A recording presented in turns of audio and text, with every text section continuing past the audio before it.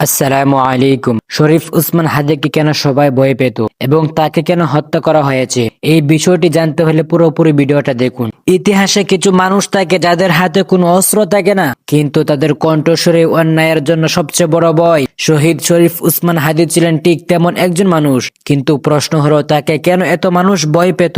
শহীদ শরীফ উসমান হাদি অন্যায়ের সাথে কখনো আপোষ করে নাই। অনেকে নিরাপদ থাকার জন্য চুপ থাকে, কিন্তু তিনি চুপ থাকেননি। হুমকি, চাপ বা বইয়ের সামনে তিনি মাথা নত করেননি। আর যিনি অন্যায়ের সাথে আপোষ করেন না, তাকে সবচেয়ে বেশি ভয় পায় অন্যায়কারীরা। তিনি শুধু অন্যায়ের বিরুদ্ধে কথা বলতেন না, তিনি ছিলেন চিন্তা জাগানোর মানুষ। তার কথায় তরুণরা প্রশ্ন করতে শিখেছিল, ভুল আর ঠিকের পার্থক্য বুঝতে শিখেছিল।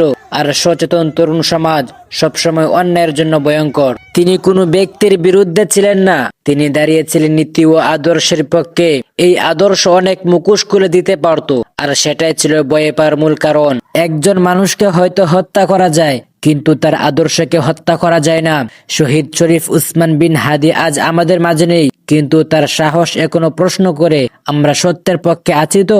শহীদ শরীফ উসমান হাদিকে সবাই ভয় পেত এজন্য, কারণ সে অন্যায়ের কাছে বিক্রি হয়নি, কারণ সে নতি স্বীকার করেনি, কারণ সে সত্যের পথ ছেড়ে যায়নি। শহীদ শরীফ উসমান হাদি একটি নাম নয়, একটি সাহসের ইতিহাস।